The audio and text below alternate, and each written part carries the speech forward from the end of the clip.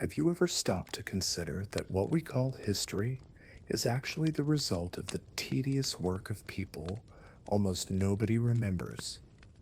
Indeed, if it weren't for Chinese scribes, there might be no records of battles, taxes, genealogies, or even of the empire's daily routine. And the most curious thing, they didn't live like nobles nor like peasants. They were in limbo, invisible, yet silently controlling the machinery of an entire civilization. It's strange to imagine that men who spent their days copying lists of names and numbers shaped the destinies of millions. Stranger still is to think that their monotony was mightier than the swords of generals, because in the end, what was recorded was what became official. What wasn't written simply ceased to exist. The irony is that while living surrounded by silence and ink, these scribes bequeathed us a wealth that spanned centuries. They were the ones who transformed boredom into eternity, who made repetition a cultural legacy. Perhaps you've never stopped to reflect on this, but the history of China and perhaps that of humanity would be incomplete without these men hunched over their desks. And now, before we begin this journey through time, tell me in the comments, where are you watching from and what time is it right now? I want to know where in the world and at what instant this monotonous but fascinating story reaches you. In the vastness of Chinese history, there was a time when human memory was insufficient to retain everything. It was necessary to record. Thus was born the figure of the scribe, one who dedicated themselves to transforming the ephemeral into the permanent. Just imagine, when an emperor's order needed to be remembered for generations, there were no cell phones, no apps, not even the comfort of a modern notebook. There was only the trained hand, the brush, and almost infinite discipline. Scribes were, in a way, the first archivists of everyday life. If today we open a spreadsheet and write, back then it was bamboo or silk, carefully prepared to receive characters, an ink error. There was no control. This required not only technique, but also patience. And let's face it, patience is something that's rare these days, isn't it? Just think how irritated we get when the internet goes down for just 5 minutes. Being a scribe wasn't just a profession, it was a destiny. Many families trained their children for this craft from an early age, as if it were an invisible inheritance. Children who, while others ran through the fields, spent afternoons memorizing complex symbols, stroke by stroke, until each movement became almost automatic. It's curious to think about this when we compare it to our school routine. While we complain about a 30-line essay, they repeated the same character hundreds of times just to memorize it. There was also a certain air of power in this profession. After all, whoever mastered writing also mastered the empire's memory. The scribe held the key to something the common peasant would never have access to, the possibility of being heard through writing. Have you ever thought about that? Today, anyone can write a post and reach thousands. Back then, a single line written by a scribe could influence decisions that affected millions. But of course, there was also the weight of responsibility. It wasn't just about writing beautifully, it was about writing precisely, as every wrong stroke could cause confusion. Imagine a tax bill miscalculated because of a slip of the pen. The scribe could pay dearly, and I'm not just talking about scoldings. Severe punishments were part of the package. This reminds us that behind the elegance of writing, there was also fear and pressure. And here's the most interesting part. If scribes emerged to preserve orders, decrees, and memories of the empire, they also helped create the Chinese identity as a nation. After all, how could a people exist without records? without written word. It is at this point that we begin to understand how these men were, silently, the builders of an entire civilization. And of course, this paves the way for us to understand the intimate connection between them and Chinese writing itself, which would become one of the country's greatest cultural symbols. It's curious to think that, without scribes, Chinese writing might not have achieved the complexity and beauty we know today. They not only recorded orders and laws, they were also guardians of a visual code that evolved with each century. Each stroke of the brush carried a millennia-old heritage and at the same time shaped the future. It's as if each line were an invisible brick in the construction of a cultural wall. Chinese writing is full of symbols that at first glance seem indecipherable, but for the scribes, each character was a score. They knew where to start, where to stop, and even the pressure of their hand mattered. Today, when we type on our cell phones, autocorrect saves our mistakes. Back then, there was no such thing as a second chance. Intense practice left the fingers calloused and the mind sharp, almost like that of a musician who repeats endless scales until the melody is perfect. And here's how interesting it is. While we usually associate writing with freedom, for scribes it was also an instrument of discipline. It was impossible to escape the rigor. Each character had to be reproduced exactly as tradition dictated. There was no room for creative invention. But paradoxically, this same rigor helped cement China's cultural unity. After all, how could one govern a vast empire without a common language to connect its inhabitants? Perhaps the most fascinating point is how writing became a reflection of social hierarchy itself. The junior scribe copied simple texts, such as grain lists. The veteran, on the other hand, was entrusted with imperial decrees. It's like a modern company. The intern reviews spreadsheets. The director signs contracts. This progression demonstrated not only skill, but also trust. Text, in this context, was almost a currency of power. Moreover, there's something poetic here. While scribes kept writing alive, writing kept scribes alive. Without it, they would lose their raison d'etre.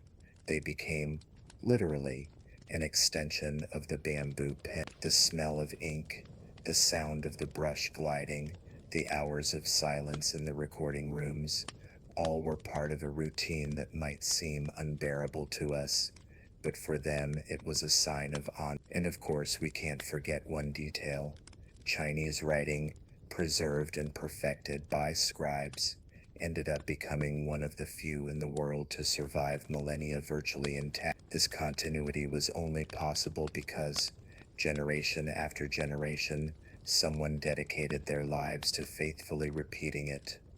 The Chinese Empire was too vast to rely solely on the memories of its ruler. Imagine lands stretching thousands of kilometers, teeming with villages, markets, and armies. Without records, chaos would quickly ensue. This is where scribes came in as key players. They transformed scattered information into official documents that ensured order. Each bamboo or silk scroll was in effect a tool of control. If today we rely on digital systems to organize everything from taxes to medical records, back then the empire's power was literally written by hand.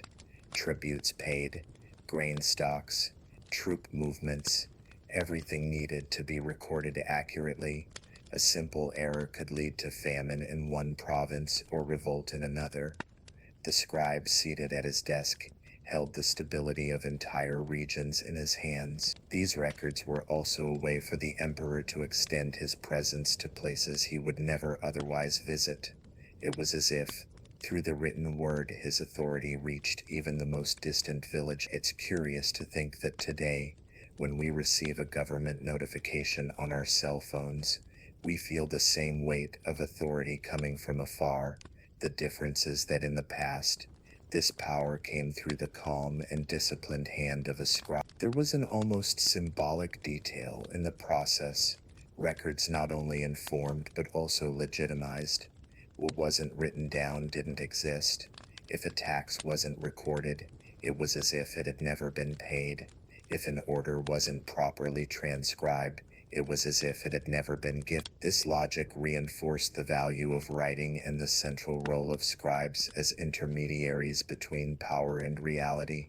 We can't forget the human side of this equation either. Scribes spent hours revising documents, often in silent environments, with the rhythmic sound of brushes gliding across paper. The smell of ink mingled with the dust from scrolls stored on shelves. It was a monotonous routine, but one that carried immense importance. After all, each character was like a stone in the foundation of an invisible wall that supported the empire, and as records became increasingly complex, the need arose for scribes to be trained in ever more rigorous ways. It was necessary to train not only the hand but also the mind to handle such responsibility. Becoming a scribe wasn't something that happened overnight. It required years of training, discipline, and almost endless repetition. From an early age, young people were placed before bamboo tablets or pieces of silk to practice writing until their hand became as steady as a craftsman's. The thing is, there was no room for each stroke had its time, and every mistake was a reminder that perfection cannot be achieved without patience.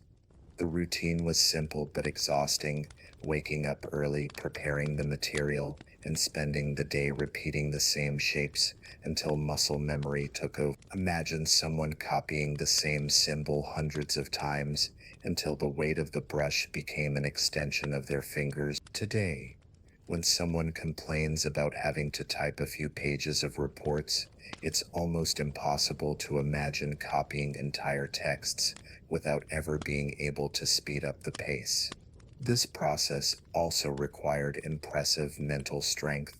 Many gave up halfway, unable to bear the monotony. But those who persevered learned something greater than just writing.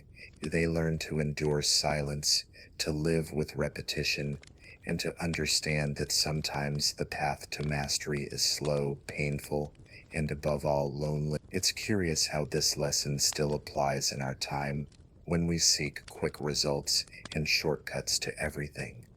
To illustrate, think about learning a musical instrument.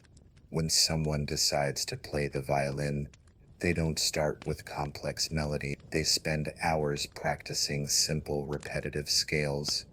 The same thing happened with scribes. Only after years of copying smaller texts were they authorized to record decrees or official orders. Training was like a ladder, step by step, patiently, until reaching the top. And there was another little discussed detail. The body suffered too. The hunched posture, the eyes strained by the lamplight, and the hands constantly stained with paint left physical scars. The smell of paint and the creak of the brush became part of the routine, almost like a soundtrack to life. It wasn't just intellectual labor, it was also a physical sacrifice. This training, however, had a clear purpose: to produce men capable of handling the enormous responsibility of maintaining the empire's order.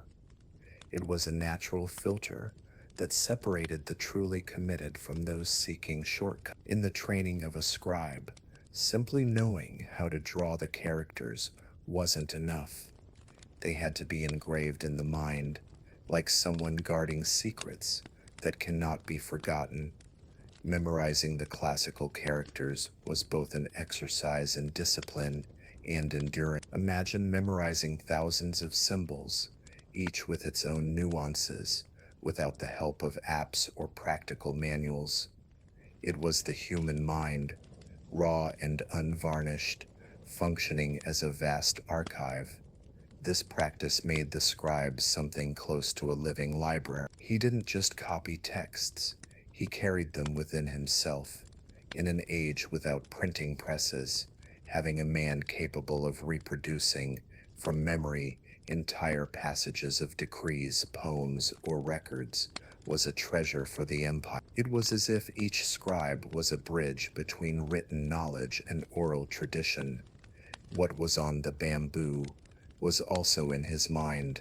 Memorizing wasn't a mechanical task.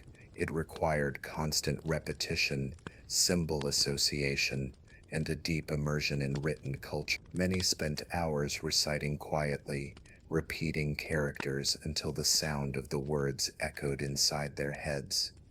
Anyone who has studied for a test or memorized math formulas knows well the effort this requires. But in that context, the demands were even greater, as a memory error could compromise an imperial decision. Interestingly, memorization also created a spiritual bond between the scribe and the texts he mastered. It was as if he gradually absorbed the essence of those records. Some scribes, through so much repetition, began to see a hidden beauty in the characters, as if each symbol were a small painting. This intimacy with writing transformed their minds into something more refined, more attentive to details that would escape the ordinary. We can draw a parallel with modern life. When someone reads superficially, they forget quickly. But when they truly study, repeat, take notes, and revise, it sticks. It's the difference between reading a recipe out of curiosity and truly learning to cook a dish from memory. In the case of scribes, the recipe wasn't culinary, but rather the basis of all communication in the empire, and as these men memorized more and more characters, they became indispensable to the functioning of the bureaucracy. Before paper became commonplace, Chinese scribes faced the challenge of working with materials quite different from those we have today. Bamboo was the most traditional, thin pieces cut into strips, which were then bound together like the pages of a rudimentary book. It was heavy, and handling required care. Imagine carrying on your shoulders a notebook that could weigh more than a backpack full of modern books. It was literally heavy bureaucracy. Silk was also used, but more sparingly. Being a noble and expensive material, only important records or special texts were considered worthy of being written on it. The soft touch, the delicate shine, it seemed almost contradictory to place something so bureaucratic on such an elegant medium. It's as if we today use gold leaf to write a simple income tax return. Silk demonstrated that at certain times, writing was not only practical, but also a symbol of prestige. When paper emerged, it brought about a silent revolution. Lighter, cheaper, and much more practical, it changed the pace of scribes' work. Now, records that previously took days to organize on bamboo could be made more quickly.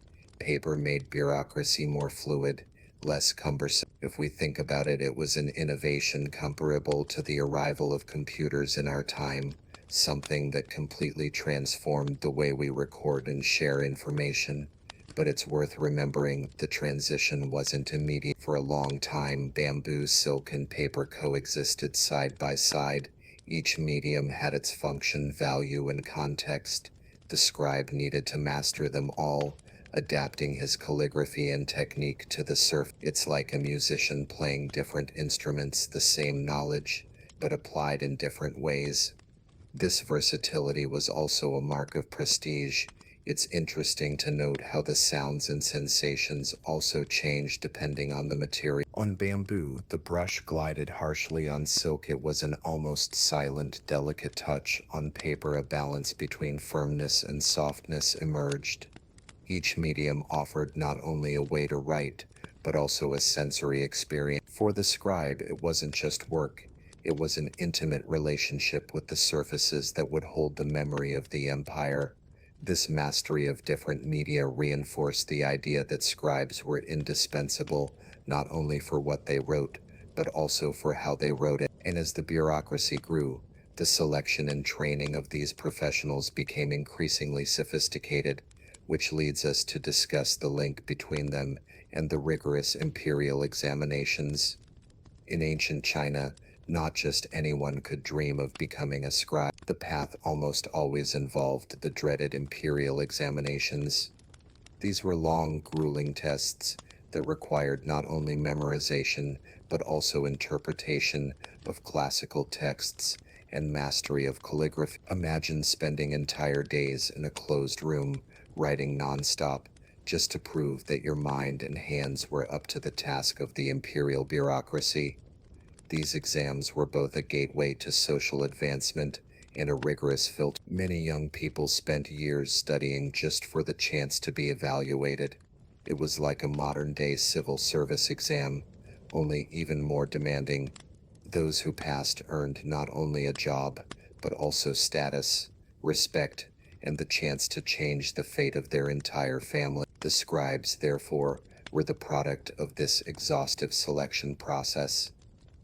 Interestingly, the exam assessed not only technical knowledge, but also discipline and mental stamina. After all, dealing with the endless routine of records required much more than intelligence. It required almost infinite patience. Thus, the exam became a kind of simulation of the real life that would come later. Anyone who has studied intensely for a difficult exam knows the pressure of not making mistakes. But in the case of the imperial exams, the margin for error was even smaller. One poorly written answer, one off character, and years of preparation could be wasted. This demand molded meticulous people, attentive to detail, and capable of handling the responsibility of recording the official memory of the empire. We can compare this to the stages we face today in our quest for stability. A lawyer needs to pass the OAB, Brazilian Bar Association, a doctor embarking on residency, or even someone applying for public office. In all cases, the same logic applies, filtering out the most prepared, ensuring that only the most resilient remain. The scribe in this context was like the elite public servant of his time, and once within the bureaucracy, the scribe discovered that the work also followed a rigid hierarchy. Not everyone had access to the same functions or responsibilities. This division created well-defined steps within the profession, paving the way for us to discuss the difference between junior and senior scribes. Within the empire's bureaucratic universe, not all scribes were created equal. There was a clear hierarchy that separated juniors from seniors. Like rungs on a ladder few could climb, juniors were tasked with repetitive tasks, those that required infinite patience, copying texts, organizing basic records, preparing materials. It was almost like today's internship, where someone starts out serving coffee and reviewing simple spreadsheets. Seniors, on the other hand, had access to more sensitive documents and greater responsibilities. They were the ones who dealt directly with imperial decrees, population censuses, and tax records. A mistake made by a junior could be forgiven as part of the learning curve. But for a senior, a mistake could cost them their career or even their life. The difference in authority between the two levels was stark. This division also reflected experience and earned trust. It wasn't just a matter of skill, but of proving day after day that one could handle such responsibility. It's similar to what happens in a modern company. The administrative assistant starts with minor tasks, while the manager signs documents worth millions. Each step was earned with sweat, silence, and discipline. And there was something very human about this journey. Many juniors spent years dreaming of reaching senior status, observing from afar the important decisions they made. It was almost like peering through the keyhole of a door and wondering when it would be their turn. This waiting was sometimes tinged with frustration, as not everyone achieved advancement. The empire was unforgiving of those who failed to demonstrate excellence. We can draw a parallel with life today. How often does someone enter a job dreaming of advancement, but have to go through tedious stages to prove their worth? The difference is that today, one can change companies. In the case of scribes, There wasn't as much flexibility. It was a path without many options, and patience was the only currency with which to buy the future. And as juniors advanced and became seniors, they discovered that the seemingly tedious routine of copying texts was just the beginning. The real work involved endless hours of official records, which underpinned the entire structure of the empire. It is precisely this routine that leads us to observe the daily tasks of scribes and how monotonous they could be, as scribe's day began early, often before the sun illuminated the rooftops of the palace or villa. He sat at his simple desk, brush dipped in dark ink, ready to face hours of endless copying. The routine was repetitive, writing, revising, rewriting, no new additions, no surprise, just the same text running from one scroll to the next, as if his entire life could fit into neatly aligned characters. Copying imperial decrees was a task that required more than skill, it required absolute focus. A misplaced line could change the meaning of a sentence and therefore generate dangerous confusion. Think of typing a password incorrectly. Just one incorrect number is enough to lose access. Now imagine that error costing an entire province its order. The scribe lived under this silent burden, carrying the responsibility of maintaining the clarity of the imperial word. The work environment also reinforced the monotony. Large rooms, lined with neatly lined desks, where the only sound was the brushing of brushes against paper or bamboo. The smell of paint permeated the air, mixed with the dust from already archived rolls. No lively conversation, no distractions, just silence, concentration, and the feeling that time passed too slowly. Anyone who's ever worked in an office knows how cruel the clock can be at these times. Interestingly, this routine, though tedious, formed a special kind of resilience. Scribes learned to live with boredom, to find beauty in repetitive life. Some even created small rituals, adjusting the position of the brush, taking a deep breath before each paragraph, carefully aligning the margins. These were tiny details that brought a sense of order amidst the endless repetition. For us, accustomed to the variety and speed of modern life, this scenario is almost unthinkable. Today, when our cell phones vibrate, we feel a relief from the monotony. For them, there were no notifications, no digital break, just the daily marathon of repeating words that often they didn't even fully understand, but that needed to be recorded for eternity. And this routine, as tedious as it is essential, reveals how scribes were trained for absolute precision. With each copy, with each repetition, an iron discipline was established.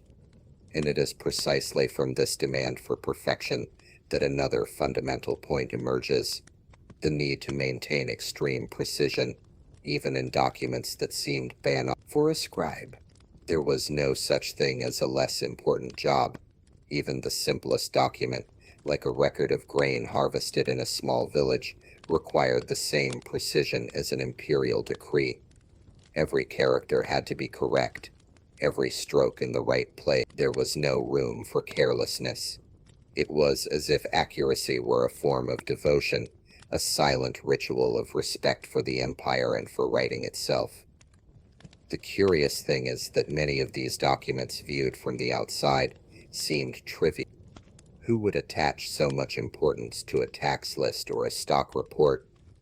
But in practice, these notes determined whether a province would have enough food for the winter, or whether troops would receive timely pay.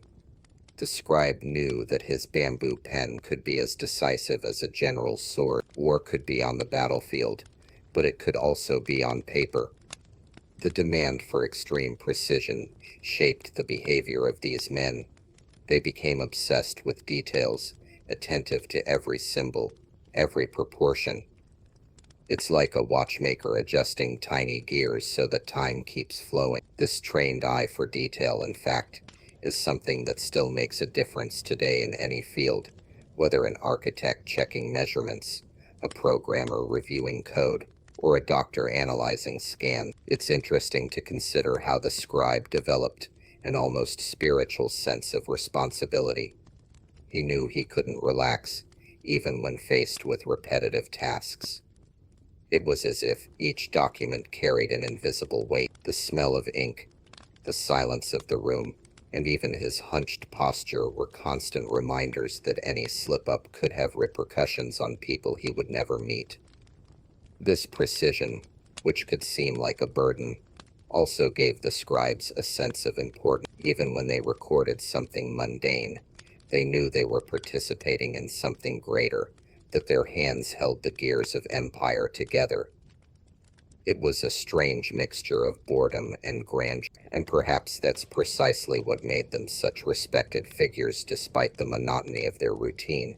And it is precisely from this position, between the minutiae and the weight of responsibility, that a special relationship emerges, the direct contact between scribes and high-ranking officials who relied on these records to make their decisions.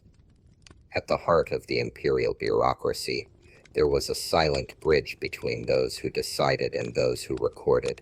Scribes were that bridge. High-ranking officials depended on them for access to clear reports, organized tributes, and well-copied decrees. Without these records, decisions could be made in the dark. It was as if the scribes were the ruler's glasses, allowing them to better see the reality of a vast empire. This contact, however, did not imply emotional closeness. The scribe was rarely seen as an equal. There was respect for competence, but also a well-defined social distance. High-ranking officials viewed them as indispensable but replaceable tools. Still, it was curious to see how a single mistyped word could alter a minister's view, or even generate administrative conflicts. The power of this bond lay precisely in trust. A high-ranking official could only act based on what was written. This transformed the scribe into a silent guardian of the truth. Imagine that. Today, if an analyst distorts a report, it can change the course of a company. In the past, a scribe who made a mistake or manipulated a document could shake the order of an entire province. At the same time, this relationship was a constant reminder of hierarchy. The scribe, even close to the powerful, was never part of the decision-making circle. He was always on the sidelines, but his shadow loomed large in the wing. It's like the sound technician at a big concert. The audience applauds the singer, but if the microphone fails, everyone notices the absence of the person hiding behind the stage. This invisible role also carried risks. The scribe could be used as a scapegoat in times of crisis. If something went wrong, it was easy to blame the one recording it, even if the error was the decision of superiors. Therefore, walking this fine line required not only skill, but also a good dose of prudence and strategic silence. And of course, this whole game of trust and risk became even more evident when we talk about one of the central functions of scribes, the control of taxes and tributes, which was one of the pillars of the imperial machine. If there was one thing that kept the heart of the empire beating, it was the collection of taxes and tributes. Without them, there was no way to sustain armies, build walls, or finance the luxurious life of the court. And who ensured this machine never stopped? The scribe. They were responsible for transforming sacks of rice, copper coins, or pieces of silk into clear, organized numbers. Their role was as vital as it was invisible. Each tax record was kept with almost religious rigor. It wasn't just a matter of recording amounts, names, quantities, deadlines, and even delivery locations had to be specified. Imagine the work: entire villages bringing their contributions, and a scribe seated, brush running over bamboo or paper, ensuring nothing was missed. Any mistake could mean a province with less food or soldiers without pay. Interestingly, this repetitive and detailed process gave scribes unique insight into the empire's economic life. They knew how much each region produced, which families were most prosperous, and even where there was a risk of scarcity. They were as if they were history's first financial analysts, though they lacked prestige commensurate with the weight of their information. This centralization of taxes also reinforced the emperor's power. After all, having everything recorded meant absolute control. If a village failed to pay, it would quickly appear in the report. And if a province delivered more than expected, that would also be recorded. Writing in this context was not just bureaucracy, it was a tool of surveillance and power. It's interesting to consider the parallels with today. Just as a modern accountant must deal with spreadsheets and deadlines, scribes lived under the pressure of delivering impeccable reports. But instead of calculators and computers, they had only memory, discipline, and paintbrushes. Still, the principle was the same. Without organized records, the machines simply stopped turning. And precisely because tax records were so sensitive, special care was taken with the way they were written. Calligraphy was not only aesthetic, but also disciplinary, and became a true instrument of order within the imperial bureaucracy. For a scribe, calligraphy wasn't just about aesthetics, it was about character. Each well crafted stroke revealed not only technical skill, but also mental discipline. The daily practice of repeating the same symbols with the same precision transformed writing into an exercise in patience. It wasn't just about making the text beautiful, it was about shaping the spirit, aligning mind and body to the rhythm of imperial bureaucracy. The demands were so great that even posture counted. Shoulders aligned, breathing controlled, brush held steady. Writing was almost a ritual, and any inattention could result in a crooked line, considered a serious flaw. It's similar to an athlete, even after years of training, must repeat the same movement perfectly. Calligraphy served as a silent training ground for the scribe's soul. This extreme focus made calligraphy a reflection of hierarchy. Junior scribes spent years copying simply to strengthen their hand, while seniors were praised for the balance and harmony of their characters.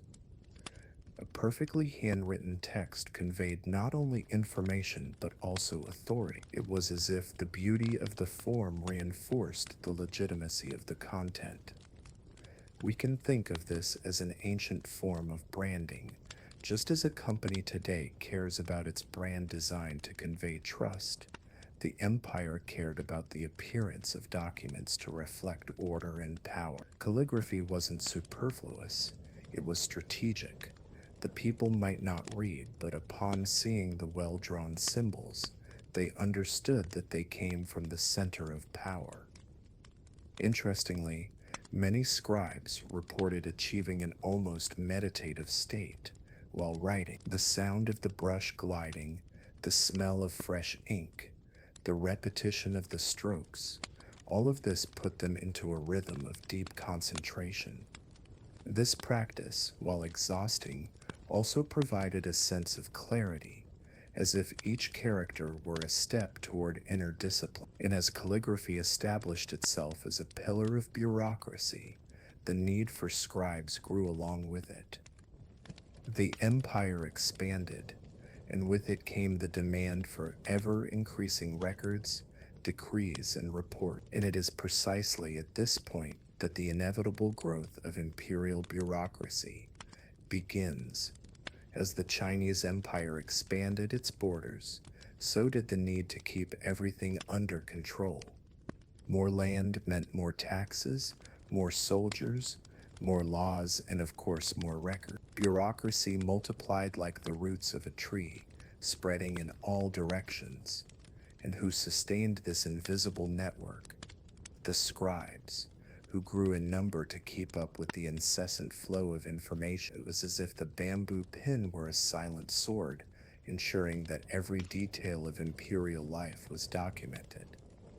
Population censuses, harvest reports, records of commercial transactions. Nothing escaped the black ink that accumulated in rolls and rolls of bamboo or paper. It's curious to think that today we have digital databases capable of storing millions of pieces of information in seconds. However, back then each character had to be drawn by hand with patience and discipline. This growth of bureaucracy also transformed the scribes' daily routines. The workload increased so much that in some dynasties, entire offices were created solely to handle specific sectors: taxes, agriculture, commerce, the army.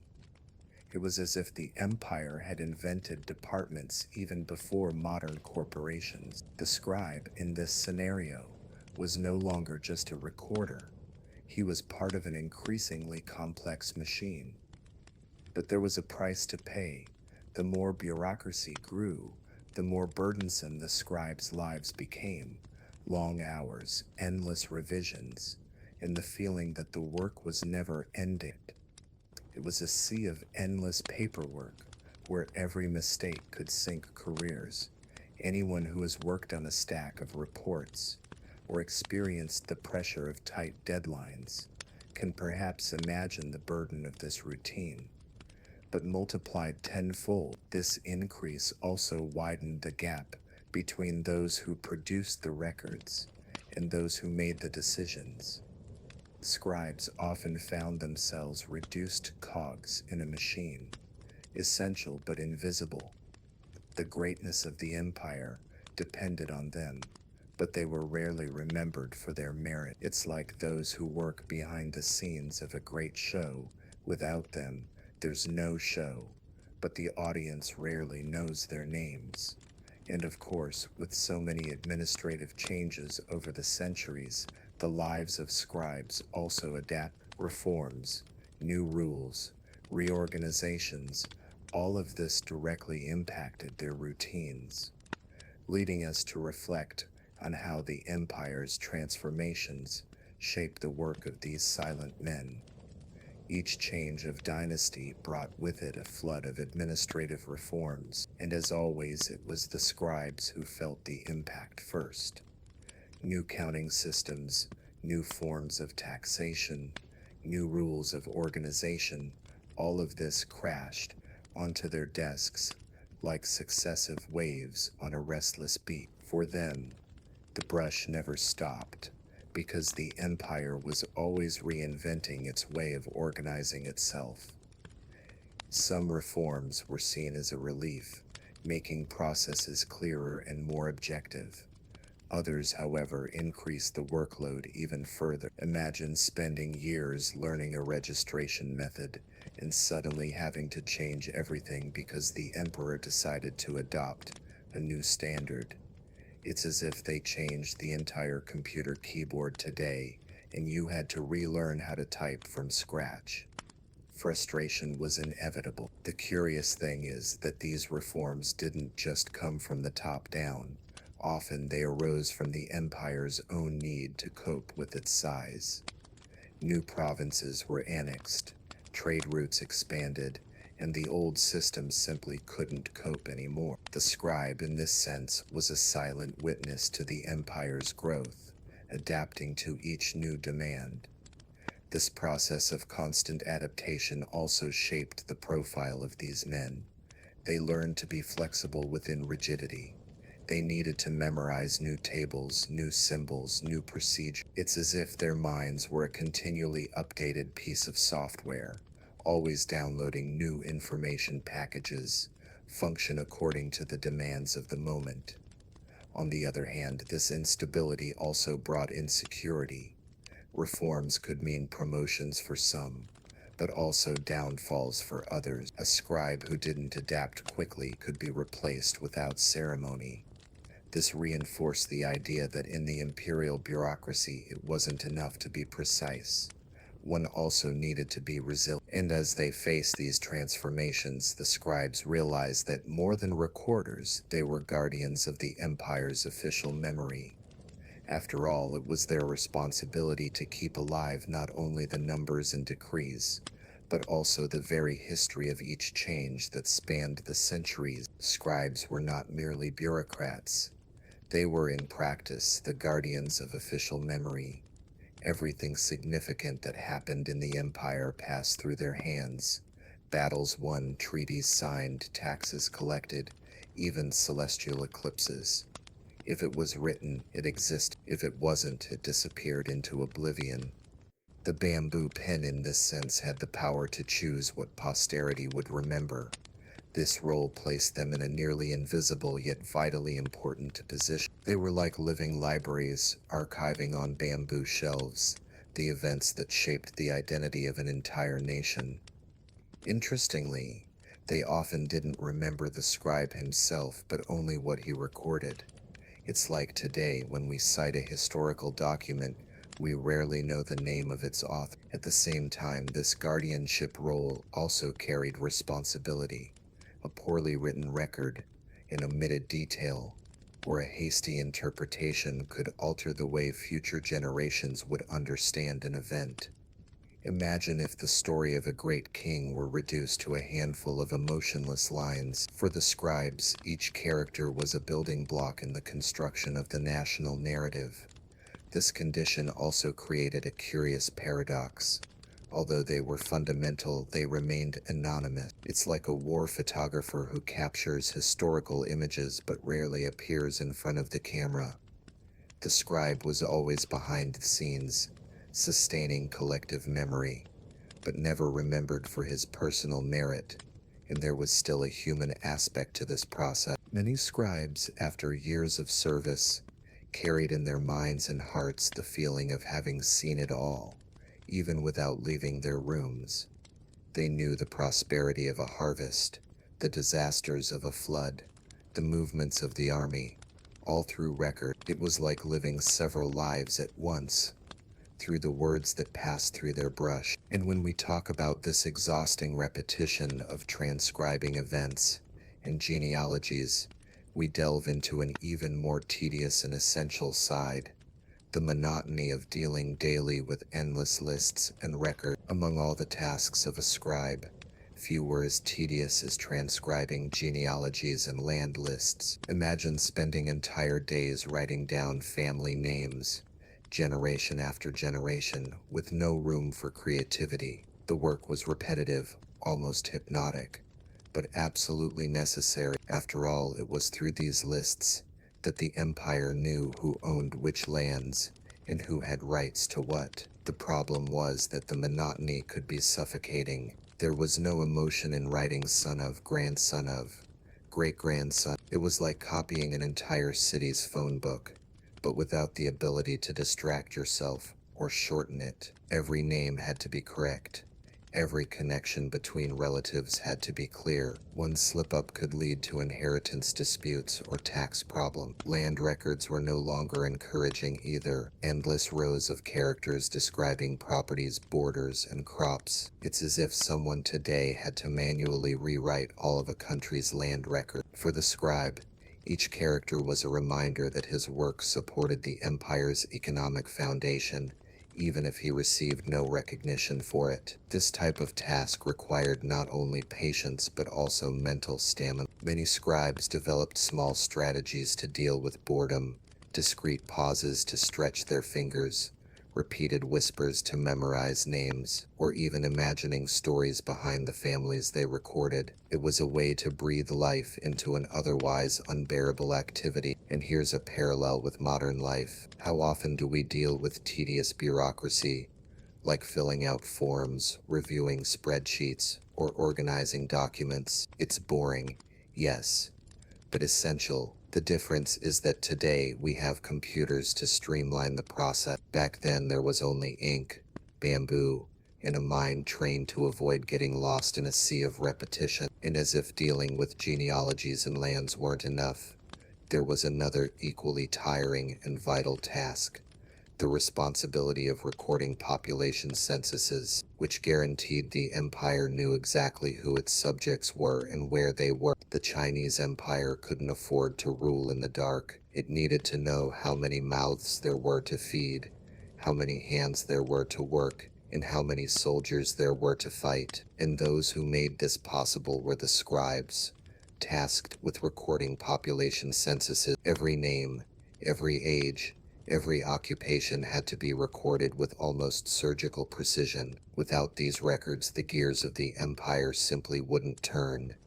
The process, however, was laborious and often exhausting. Imagine traveling through entire villages, collecting information from family to family, and then spending days rewriting everything on bamboo scrolls or sheets of paper. There were no shortcuts or room for error. A forgotten family could mean fewer taxes collected or fewer men enrolled in the army. It was a job that combined monotony with enormous responsibility.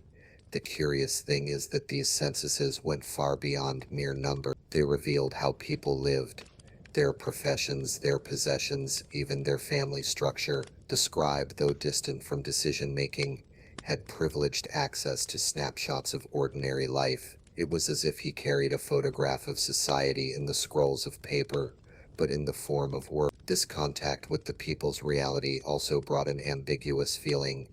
On the one hand, the scribes saw the simplicity of the villages up close.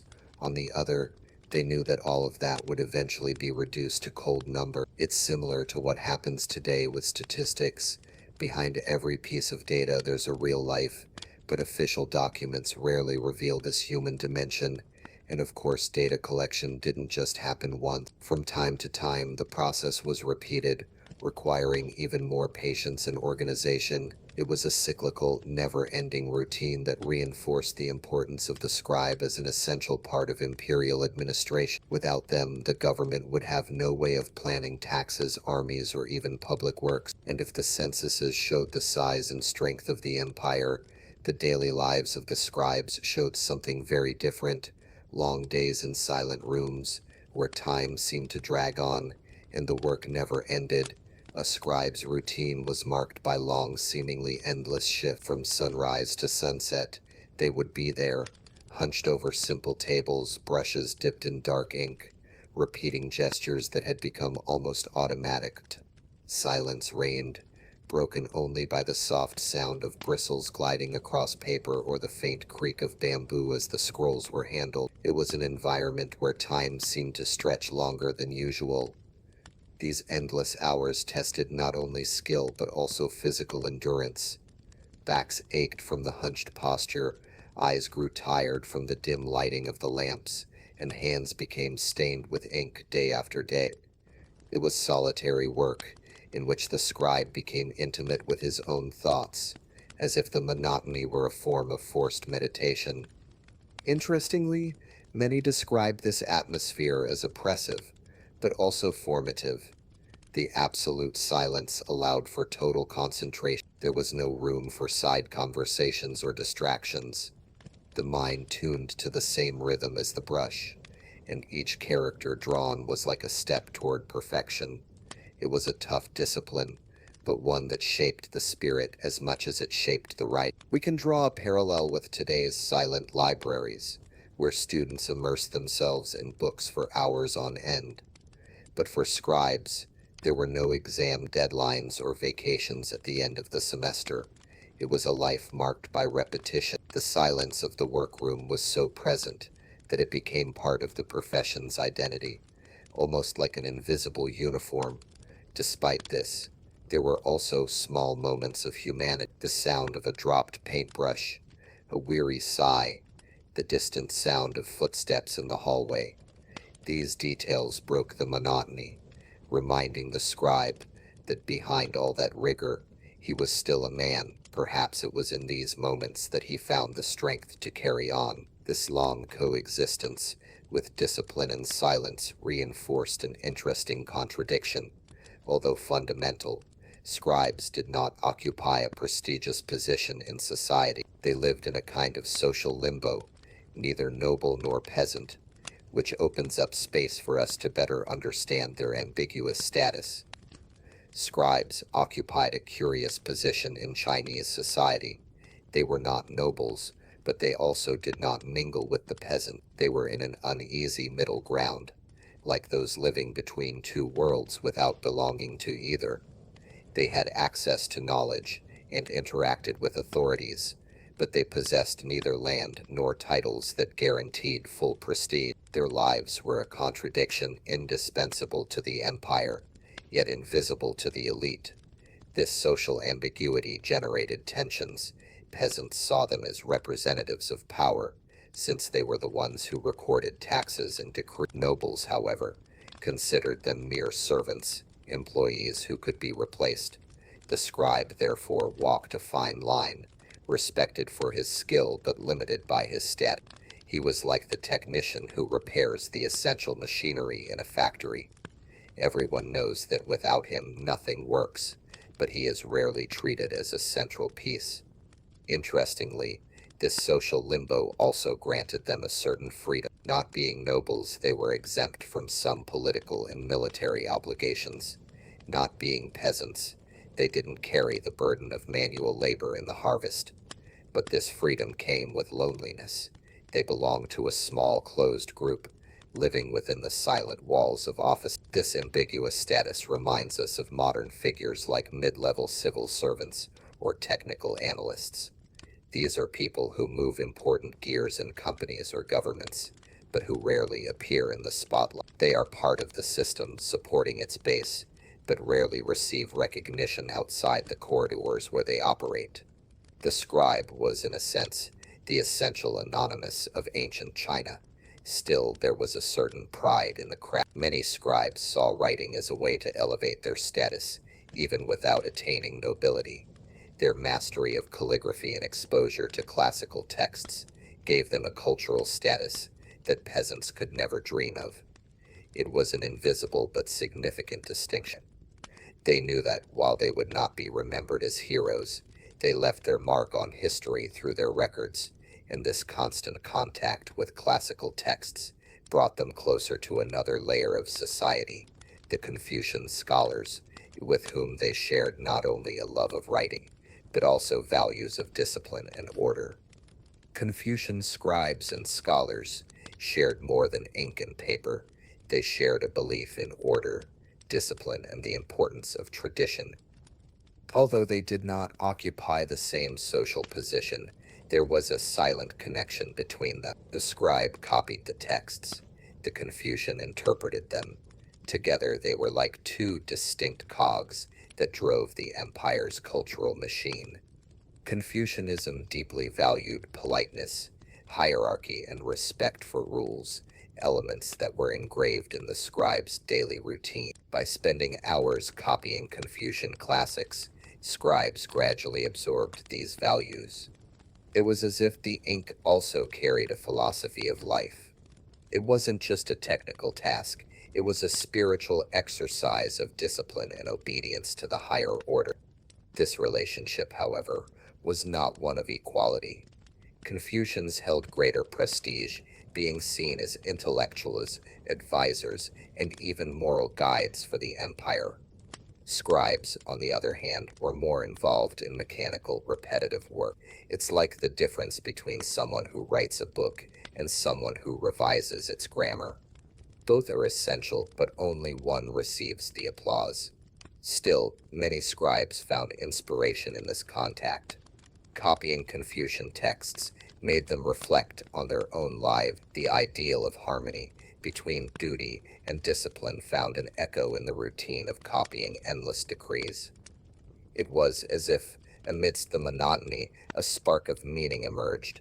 There is purpose in my silence. There is value in my patience.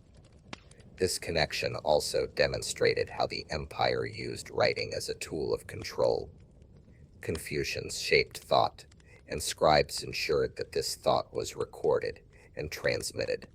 It was a perfect cycle. Theory transformed into practice, and practice reinforced theory in this way. Writing became not only a record, but also an instrument for the propagation of values.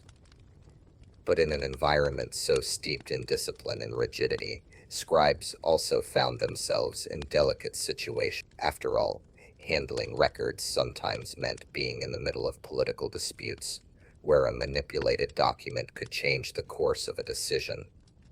Although seen as discreet figures, scribes wielded a silent power, The power of the pen. All it took was altering a character, omitting a detail, or exaggerating information to change the course of a decision. In political disputes, this calculated error could favor a family, harm a rival, or even bring down a high-ranking official. When the scribe decided to manipulate, he ceased to be a mere servant and became a key player in power struggles. Of course, this involvement was risky. If discovered, the scribe could face severe punishments, from loss of position to corporal punishment or death. Still, the temptation existed. After all, in an empire where recorded words were worth more than speech, whoever controlled the documents held the official version of the truth. It's just like today. Whoever controls the reports often controls the narrative. There were also cases where scribes manipulated texts, not voluntarily, but under pressure. Powerful officials could demand changes, and the scribe was forced to comply. Though it was a cruel dilemma: resist and risk your life, or give in and bear the burden of having distorted history. This shadow play shows how, even in a monotonous profession, there were moments of tension and danger. This relationship between writing and power reminds us of something current. Think about how data and statistics are used today. A tweaked spreadsheet, a misinterpreted graph, and voila, a company or government decision can be completely distorted. The scribe back then lived this same reality, only with even more direct and dangerous consequences. Interestingly, despite these risks, the manipulation also revealed the system's fragility. The empire might have seemed solid, but all it took was a single ill-intentioned pen to shake its foundations. This makes us reflect on how trust in written records was simultaneously its greatest strength and its greatest vulnerability. And it was precisely to try to reduce these vulnerabilities that the empire invested so much in organized archives and official libraries, creating increasingly sophisticated systems to preserve the authenticity of documents. The Chinese Empire understood early on that writing was not enough. It was necessary to preserve it. Thus were born the imperial archives and the first official libraries, veritable vaults of paper and bamboo. In them, every decree, every tax, every genealogy was carefully stored, the shelves filled with organized scrolls, and the scribes also became guardians of this silent treasure, ensuring that the empire's memory would not be lost. These spaces were impressive, not only for their volume, but also for their order. Everything had its proper place, and finding a document was part of the job. It was like looking for a needle in a haystack, but with a system that surprisingly worked. The scribes knew by heart where the records Graza province, the decrees of an emperor, or the lists of harvests for a given year were located. They were librarians of history, even if they weren't called that. The curious thing is that in these libraries, the silence was almost absolute. All that could be heard was the sound of scrolls being unrolled, the creaking of the wooden shelves, and occasionally the scribe's breath blowing away the accumulated dust. The smell of ink mingled with that of aged bamboo, creating a unique ambiance. Those who entered felt the weight of history, not in statues or monuments, but in words aligned with infinite patience. These archives weren't just for storage, they were also instruments of control. With everything recorded and organized, the emperor could refer to the documents at any time to confirm taxes, revise treaties, or verify lineages. It was like an analog database, accessible only to a privileged few, and the scribe in this context was the access code. We can draw a parallel with today's digital archives. Just as we depend on servers to store our information, the empire depended on these libraries to maintain its stability. The difference is that, instead of software engineers, there were scribes with ink-stained hands and eyes tired from so much reading. Still, the principle was the same. Information is power, and those who organize it become indispensable.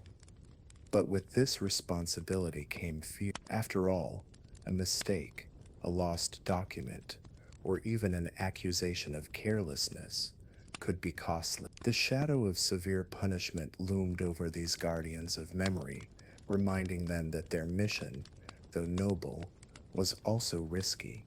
For scribes, each written character carried more than ink. It carried risk. A slip in a decree, a misspelled name, or a misrecorded number could trigger dire consequences. There was no tolerance for failure. In the empire, error was seen not as human, but as a threat to order.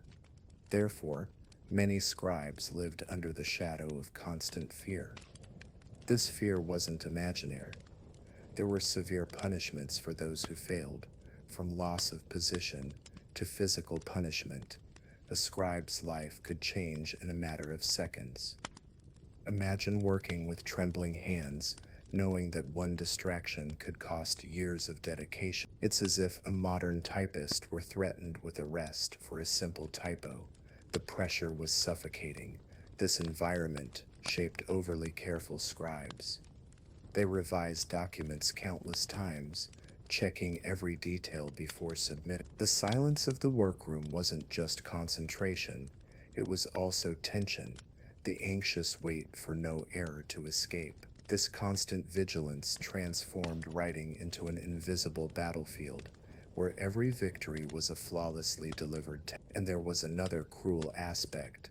The error wasn't always the scribes. Often, problems arose from poorly delivered orders or confusing information. Even so, the responsibility fell on the scribe. It was as if he were always the weakest link in the chain, ready to be blamed. This sense of injustice made the work even more difficult, but it also taught the importance of discretion and resilience. We can think of this in parallel with modern high-pressure environments, surgeons who can't afford to make mistakes, airline pilots who must be impeccable, or even financial analysts who juggle millions in spreadsheets. The scribe experienced the same pressure, only with pen and paper, under the watchful eye of a ruthless empire. And to reduce the chances of errors, endless checking and revision systems emerged, making the process even slower and more exhausting. After all, the obsession with perfection turned each document into a marathon of checks. The scribe's work didn't end when the last character was drawn. On the contrary, that was when the most tiring stage began. Each document had to be read and reread, compared with the original, and checked in every detail. It was a seemingly endless routine, but it served to avoid fatal errors. Patience was the most important tool, more valuable even than the brush. These checks weren't quick. Often, the same text would pass through different hands before being deemed valid. The process was repetitive, exhausting, and, for some, suffocating. Imagine copying a list of 100 names and then having to read each one 3 times to ensure nothing slipped through. It's like reviewing a spreadsheet line by line, knowing that any slip-up could jeopardize the entire account. Interestingly, this obsession with detail created scribes who were almost perfectionists. They developed a trained eye for spotting even the smallest inconsistency, a misplaced line, a different proportion, and they quickly realized something was wrong. It was like a seasoned proofreader spotting, at first glance, a spelling error in an entire page of text. This sharp eye was the result of years of repetition, but behind this precision, there was also exhaustion. Many wrote until their eyes blurred, until their fingers ached. The silence in the conference rooms was heavy, broken only by weary sighs or the creaking of chairs. The smell of dry ink mingled with the dust accumulated in the files, creating an atmosphere that made revision even slower. It was discipline, but also sacrifice. We can compare this to the modern life of those who work reviewing contracts, computer codes, or financial reports. Everyone knows that reviewing is tiring but essential. Centuries ago, scribes carried this same burden without technology to help them. Each review was done by hand, and the responsibility was as great as it is today. And as the centuries passed, these processes also accompanied the evolution of writing tools. From bamboo to silk, and then to paper, each medium brought new ways of handling precision and revision. Initially, bamboo was the primary writing medium. Strips were cut, smoothed, and bound like primitive pages. The thick-tipped brush left firm marks, and the dark ink contrasted with the light surface. It was a rudimentary system, but it fulfilled its purpose, transforming words into permanent records. The scribe, however, had to contend with the weight and fragility of these immense scrolls. Over time, silk emerged as an alternative, but it was expensive and delicate. Only important texts or special records deserved the luxury of being written on such a noble fabric. Silk's soft touch transformed each character into a small work of art. Even so, it was a material that limited access. Silk was not used to record a simple list of grains, for example. It was the setting for decrees and texts of symbolic value. The Great Revolution came with paper, lighter, cheaper, and much more practical. It spread like a wave throughout the empire. Writing became faster, records more accessible, and scribes could handle larger volumes of information. It was a change as profound as the arrival of the computer in our time. Suddenly, the empire had a tool that increased the speed and efficiency of bureaucracy.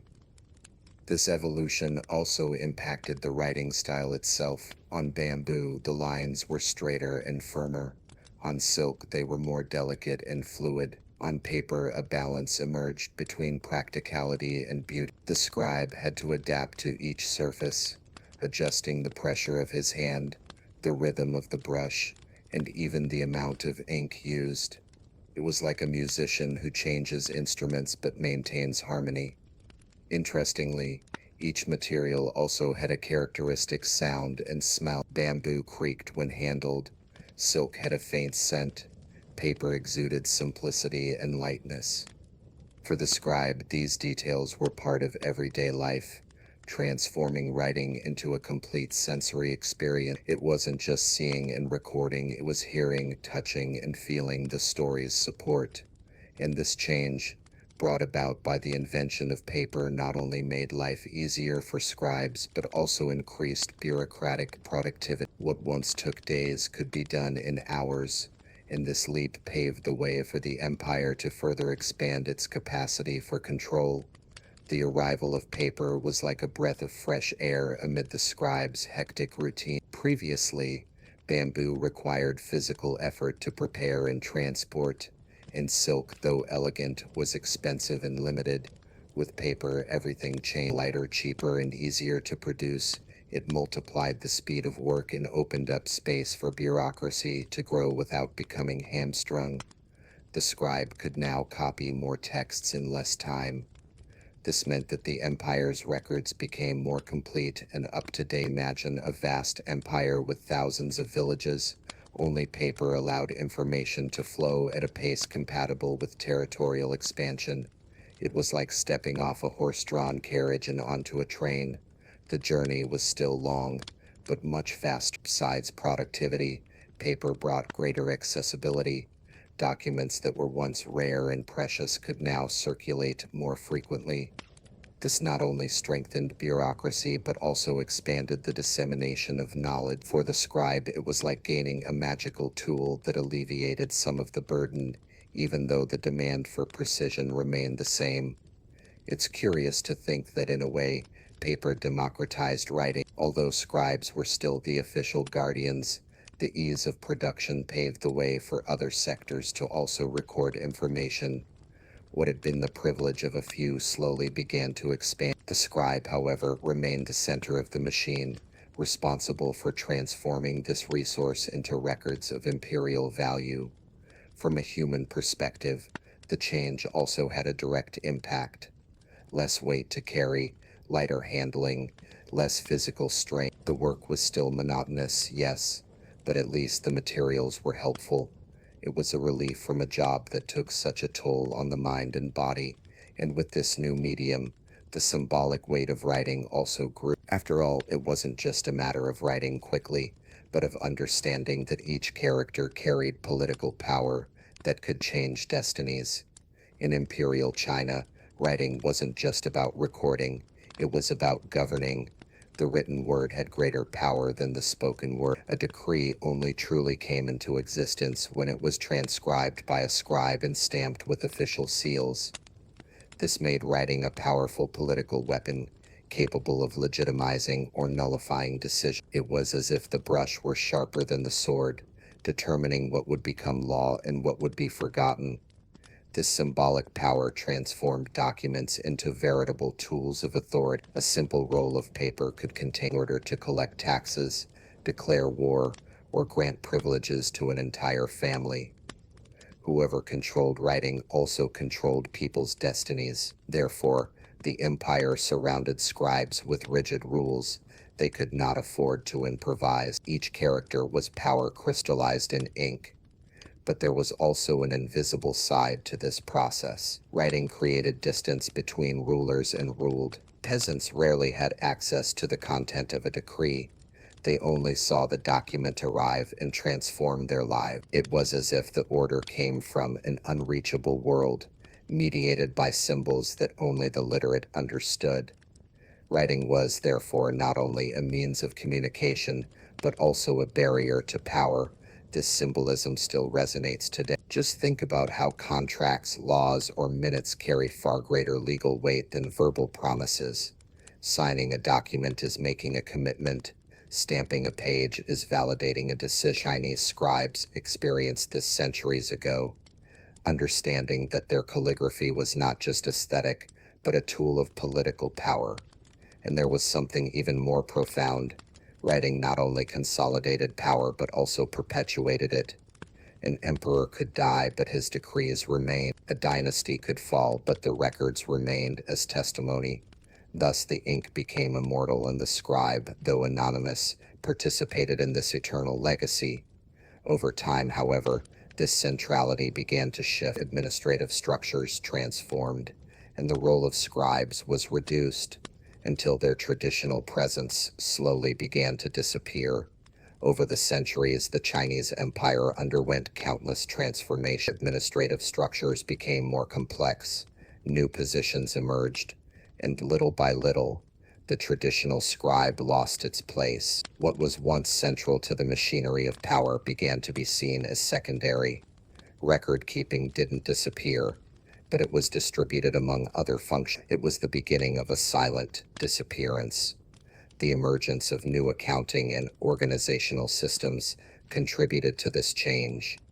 Functions previously exclusive to scribes began to be performed by employees specialized in specific areas, such as finance or logistics. It was as if the profession had been diluted, scattered among other sectors. This didn't happen overnight, but gradually, almost imperceptibly. This process also reflected the modernization of bureaucracy itself, the invention of paper, the multiplication of records, and the need for greater efficiency created a scenario in which the figure of the solitary scribe no longer met the demands.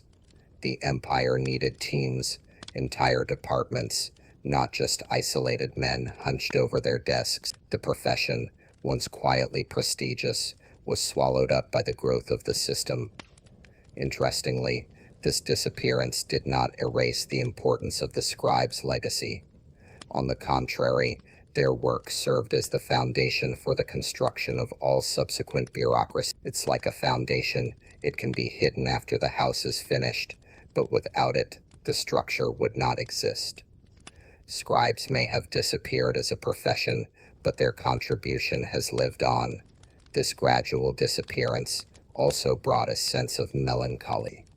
Men who dedicated their lives to precision and discipline saw their role diminish, as if they were artisans replaced by machines.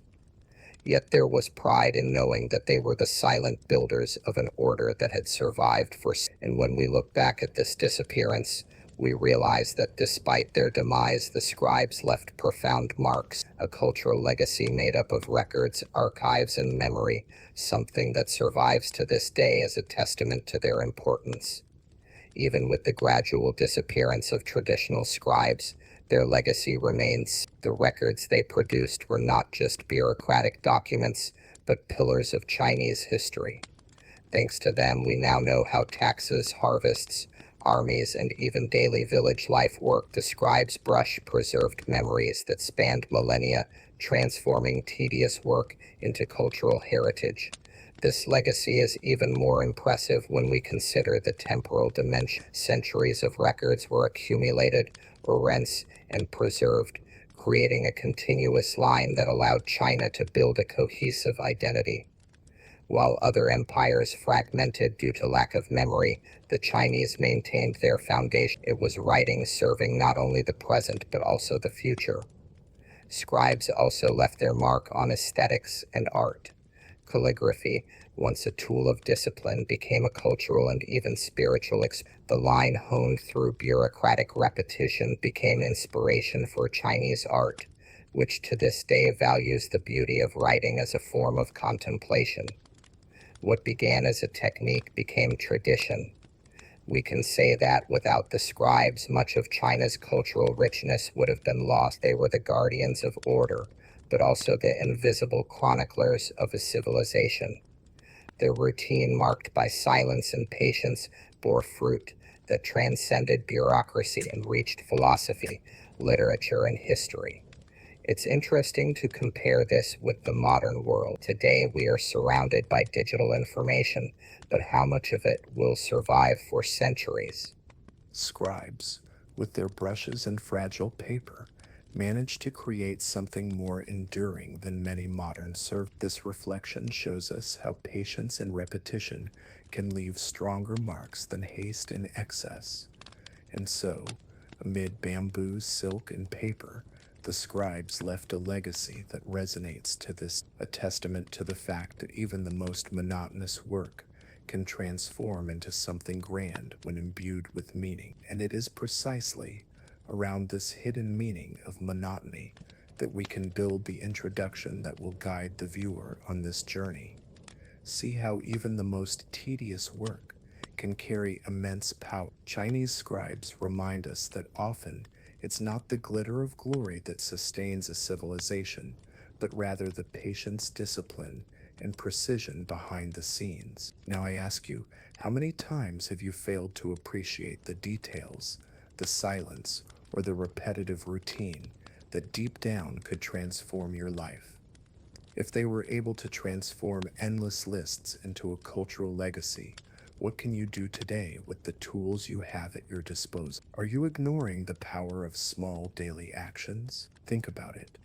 Perhaps what seems boring and irrelevant is the very foundation of something great in your future. And I want to hear your opinion. What part of this story surprised you the most? Have you ever stopped to think about the hidden power of bureaucracy? Leave your comment. It's always good to hear different perspectives, because history isn't just made up of kings and generals, but also of ordinary people like us. Now, if you enjoyed this reflection and want to continue exploring curious, provocative, and at the same time relaxing stories, you know what to do. Subscribe to the channel, turn on notifications, and don't miss the next episode. After all, there are always more secrets hidden in the boring side of the story.